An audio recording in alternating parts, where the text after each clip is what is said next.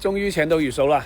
呢段時間咧一直都係辛苦我外母咧湊住四寶嘅，畢竟佢老人家咧一把年紀，真係唔忍心佢捱夜。之前第四胎咧，我老婆咧一直都唔肯生嘅，我應承過我老婆佢負責生，我嚟湊。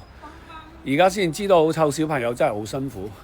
前面嗰3個咧都係我老婆一手一腳搞掂嘅。天下母親咧真係偉大啊！老婆喺呢度咧同你講聲辛苦啦。如果刷到呢個視頻嘅係寶媽嘅你，請為你自己點個讚。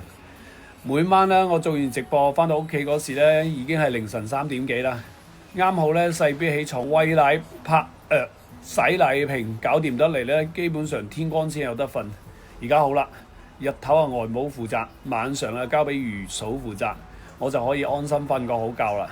呢一間咧就係我外母住嘅房間。而呢一間咧就係我媽偶爾過嚟住嘅房，而家咧就俾月嫂住啦。難得揾到一個稱心如意嘅月嫂，希望佢可以一直咁做落去，咁樣咧我就可以同老婆安心咁樣出去旅遊啦。